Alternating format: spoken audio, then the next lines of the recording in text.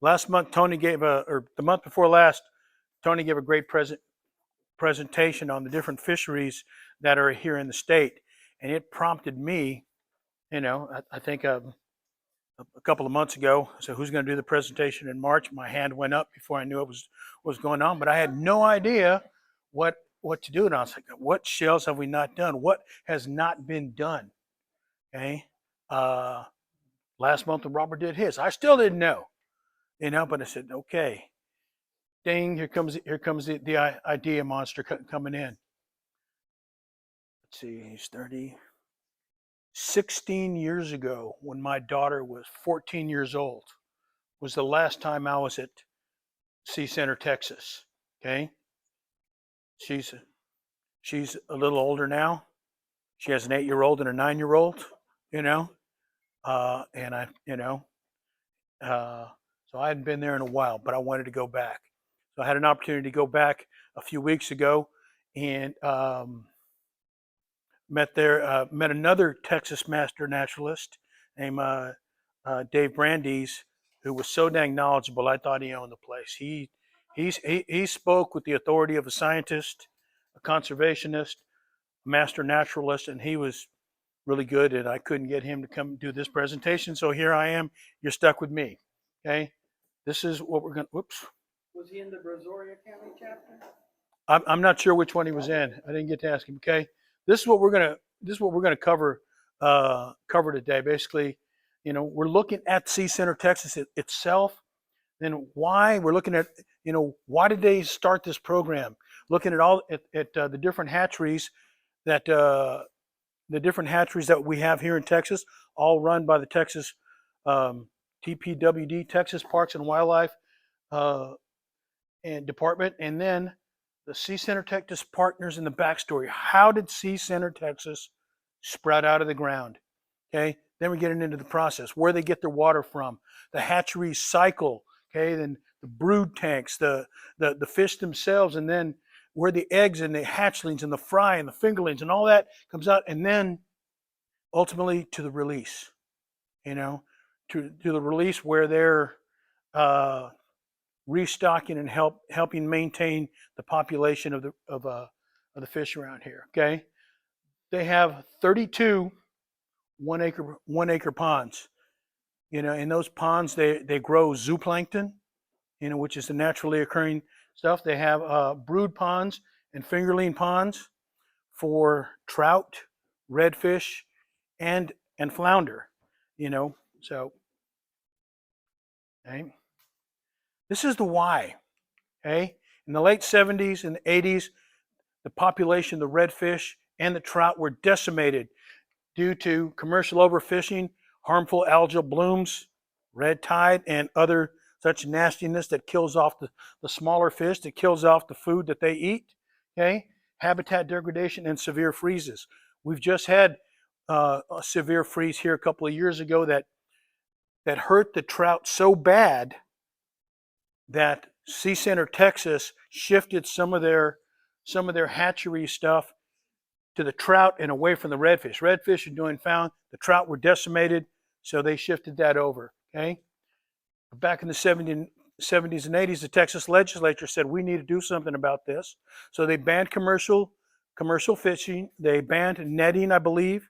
Okay, and then they imposed limits for recreational fishing that still exist today. These are the limits right here for flounder, redfish, and trout. Okay, there's some other lesser known reasons for the fish decline. Sorry folks, this might be why. Your contribution. Yeah. So we only keep what we eat. Sorry about that. Fish are a renewable resource. They're also pretty dang tasty. Put it this way: right now, you can't do this anymore. Is that in the whole state or just in a certain area? The limitations. Actually, there's I'm not sure where that line is. It's Farm Road 547. There's a limit above that line that's different than the limit below that line. And below that line, we're allowed to keep 3 Right. Right. No, no, I cut that part off. But in the upper Laguna Madre, I believe they're allowed to keep 5 trout. In the lower Laguna Madre, it's just 3. And I'm not sure where that line is. What is it? Somewhere around Matagorda, or I'm not sure where it is, but it's not the same for trout anyway. Okay? Right. Sea Center, Texas operates 3 hatcheries. There's one in Corpus Christi that services the lower Rio Grande Valley, or the lower Laguna Madre and everything south. One in Palacios, which kind of has the mid portion of the coast, and Lake Jackson, which is kind of Galveston Bay and in that area. Okay. The hatcheries serve as a management tool to kind of they help recover the fisheries that are in trouble. The ones that have had low numbers for years and years due to some of those reasons. So they do that by growing them from fish eggs. Imagine a snow globe.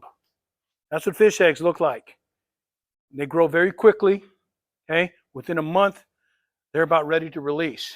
So when they get to that point, that's when they can release them and kind of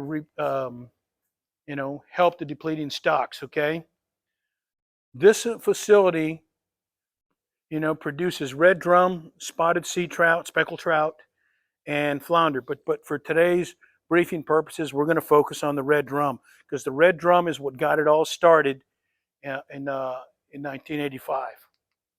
Okay. This is down at the bottom are the goals of the Texas hatcheries. 15 million fingerlings released for red drum, 10 million for spotted trout. Okay, the facility alone can produce about half that. As a matter of fact, never mind about that. The flounder program is still in its infancy, so they really don't have good numbers for that. Flounders have to forcibly reproduce, you could say. Like they have to literally express the eggs, sedate them, squeeze out the eggs, and do it like that. So this year they're probably going to release the highest number ever, 200,000 fingerlings. Okay. Okay. This is kind of how it got started. A private organization, a conservation group, and a state agency all combined to start Sea Center, Texas. This is the backstory. Okay, in 1985, a few Dow employees created, with the help of CCA, a redfish grow-out pond at their facility there in Freeport. Okay, they were so successful they added 3 more. So Dow is growing our redfish for us in their ponds. Okay, because of this, these 3 agencies got together and started building Sea Center, Texas. The Visitor Center opened in 1996, and they started producing fish in 1997. Okay. But where does it all start? You got to have clean water. You can't just do anything. So they get their water from the Dow Barge Canal. It's piped 5 miles in an 18-inch pipe. And the first thing it does is go through a micro strainer. That's the big thing up on the left. It takes out materials that can hurt or kill baby fishes. What can happen? What's in seawater, normal seawater, that can do that. Okay, not just plankton. Plankton's good, but there's also little larvae and eggs and everything else. Like, what happens if a crab gets in the water there, or a shrimp? This micro strainer takes care of that. It takes care of anything that can kill the baby. So it's, after it's goes through the micro strainers, it's pumped into one of the 32 ponds or big old storage tanks. Okay, but before it even goes into those tanks, it's so pure. If it wasn't salt water, you could probably drink it. Okay, it's sand filters, coral and gravel filters, as well as UV light. Okay, yes, sir. Do they let everything that's filtered out back into the water? back into the. back into the environment. You know what? I didn't ask that. I hope not. If they do, I hope it's downstream somewhere. Yeah. Yeah, little crab eggs and stuff like that. Okay. Okay. So the photo on the bottom there is a room twice as big as this, full of filters and purification. It looks like a giant mechanical room for that's in the basement of some skyscraper. Okay, but that's where the water gets purified, gets cleansed, not purified. That gets cleansed and treated so it can be used in the aquarium that they have in the visitor center, as well as all the incubation tanks, the brood tanks, and everything else where they're raising these fish. So, okay, needs to be clean and parasitic free for the ponds, tanks, and aquariums. Okay, this is kind of the cycle. This is where it all goes. Starts with the brood stock. You know, they're in the tanks. Then the brood tanks. They look like, okay, who's ever been to a brewery or something like that? Doesn't that kind of look like that? The big old tanks, but it smells a lot better than a brewery. Okay, okay. And there's the egg goes for egg production and incubation. Production and incubation, that is a 3-day. That is a 3-day period. Boom. Collect the eggs. 24 hours they hatch. 36 hours, 72 hours. They're ready. They're called fry now, and they're ready to go. They're hatchlings. Okay. I think those are fingerlings. I got my pictures mixed up, but anyway, fry, which are just maybe as big as a grain of rice. Okay. Then the fingerlings. Okay. Then they collect them up in the ponds, and then they release them. So that's kind of the whole cycle. That whole cycle from beginning to end is maybe about, let's see, maybe about 45 days. It's pretty darn quick, you know.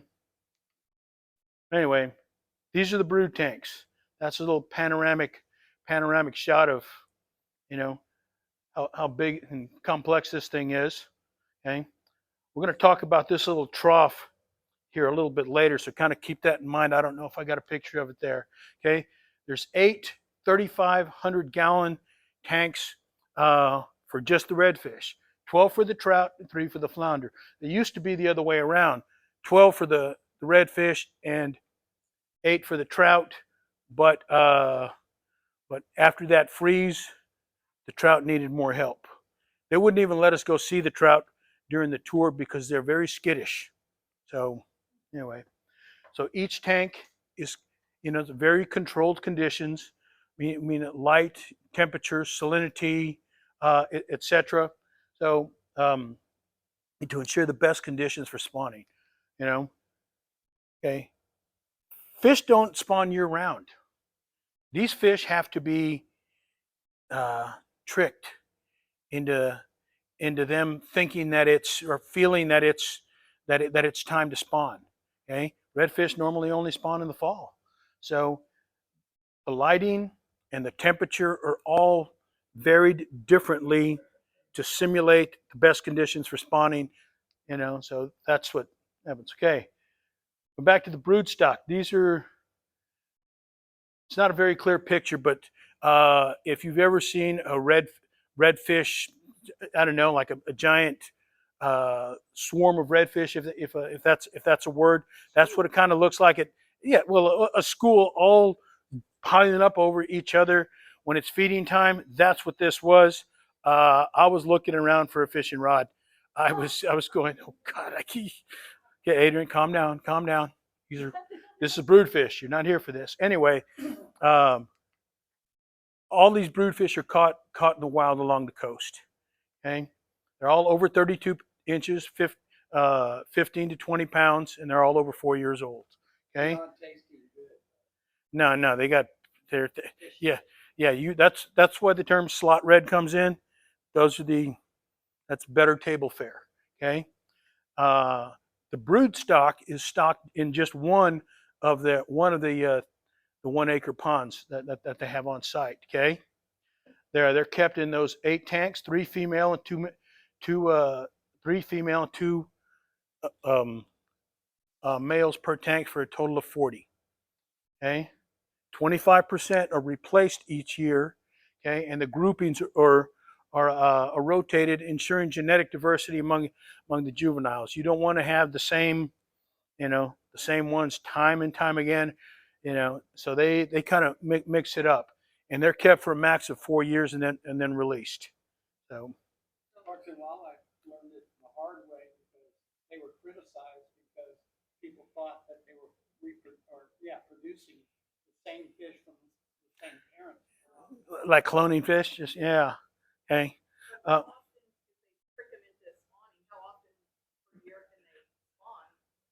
Generally, only I think they go for 4 or 5 cycles per year because there's certain times a year about they can only do it about 6 months out of the year. Other 6 months out of the year, the water is just too cold. Is too cold for the fry and fingerlings to develop into fingerlings. So right now it's about time to start. Yeah. So, okay. They typically only spawn in the fall. Okay. Okay. So they're exposed to certain light, like 11 hours of light per day, a certain temperature of the water, and we basically fool them into spawning. Yeah, good old put on some Barry White and have a glass of wine, and okay, like like most fish, females lay the eggs and the males fertilize them, but they're very dang proficient. 200,000 to 2 million eggs per night. Yeah, yeah, they're pretty good at that. Okay, and that's a little red drum snow globe. I mean, red drum eggs. That's what it looks like. When you shake it up. Okay, the fertilized eggs float to the top, and they're collected through the night and into the morning by the staff because they tend to spawn basically when it's getting dark. Okay, that trough that we talked about at the top of the tank, because the eggs float. Oops, let me back up. The eggs float and the water circulating. They can scoop them right out of there. Okay, and they do that all night long and into the morning. Okay. A little bit of oil in them that makes them float, right? I'm not sure what it is. Most fish eggs float because of the oil.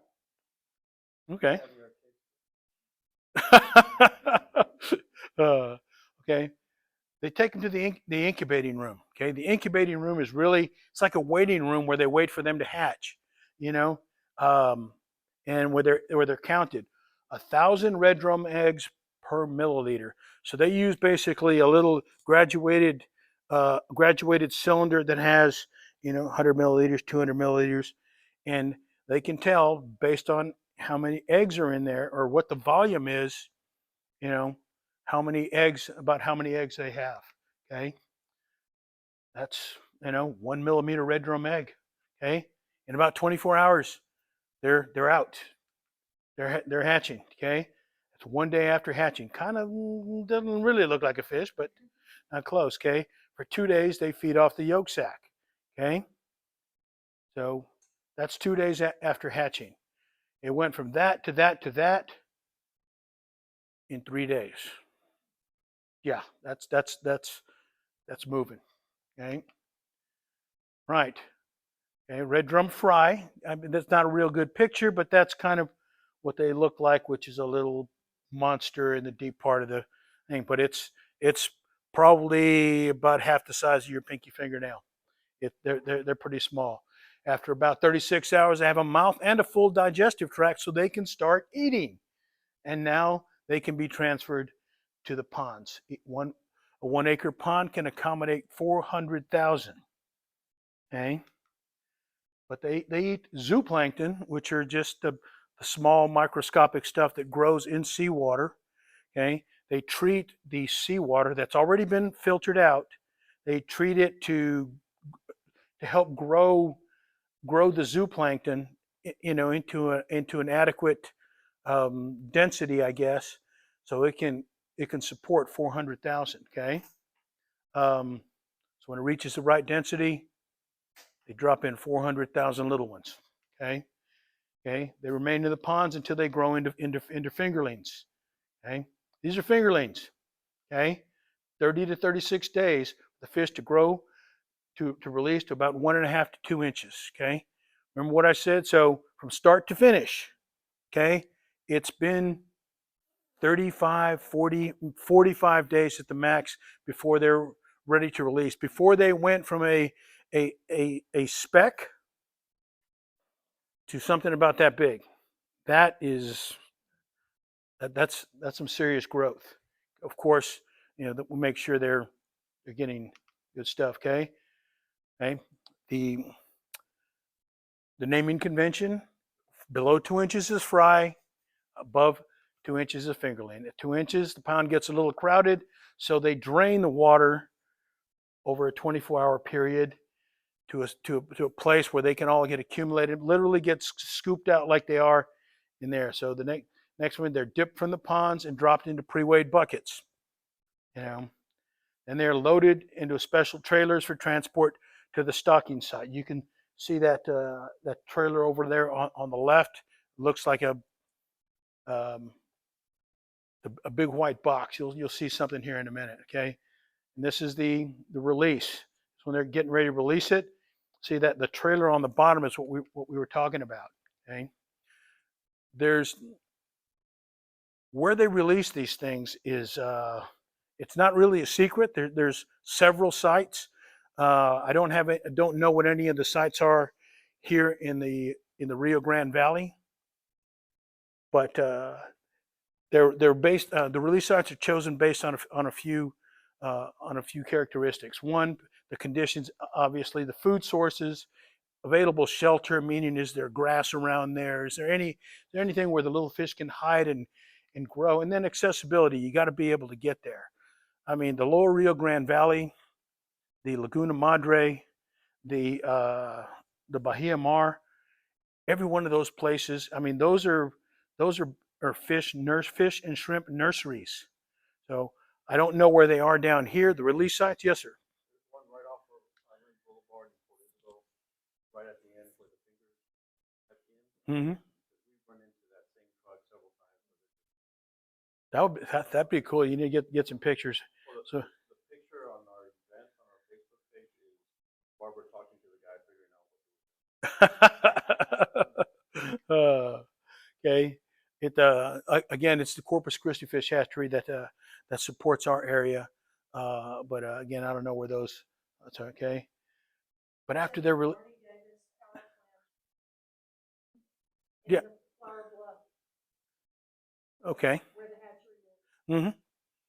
Yeah, that one is not open to the public.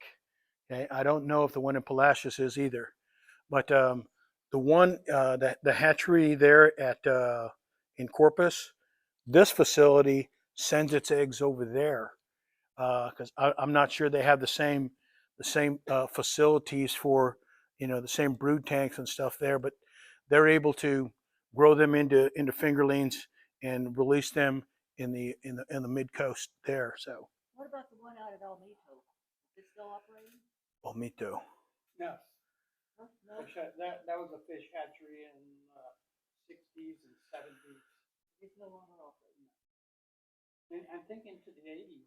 Yeah, well, I mean, people were out there. I know. Yeah, they still call it the road it's located on is where Coastal Fisheries office is, Fish Hatchery Road. And all those ponds that you guys made the trails on, that was the hatchery. It was a grow out pond. Well, those guys that were out there wonder what happened to them in that place. They checked. They fish. moved on up. Well, they check. They count fish that come in on the fingers. I know. But the same people, I know some of those people that work out there, and they come to the fingers and count the fish if the fishermen will allow them to count their fish when they come in from fishing. Field surveys. Yeah. They're still doing that. Mm-hmm. Coastal Fisheries still run that facility. They're still there, but the ponds are not. I remember as a kid, going to camp out there. It was a big thing to see all those ponds with all the fish. Well, that kind of wraps it up. Anyway, no, go ahead, go ahead. There we go. Oh, hit the wrong button. Okay. 1, it's a result of concerned citizens teaming up with their company and a conservation group and a state agency. You know, this particular center has a visitor center and an aquarium. Okay, and a tour. Okay, it allows the public to go through there and see what the state and what organizations and conservation groups are doing to to save our resources. Okay, future generations will enjoy these resources because of what they're doing. So I encourage you to support these organizations and this facility as much as you can. I encourage you to go visit the facility so you can get a better briefing than I just gave. And Mr. Dave Brandy's. If there's any questions here, if I don't have the answer, I might be able to find it in some of the documentation Mr. Brandy's gave me, or I'll just I'll send him an email. But that concludes the presentation. Mm-hmm.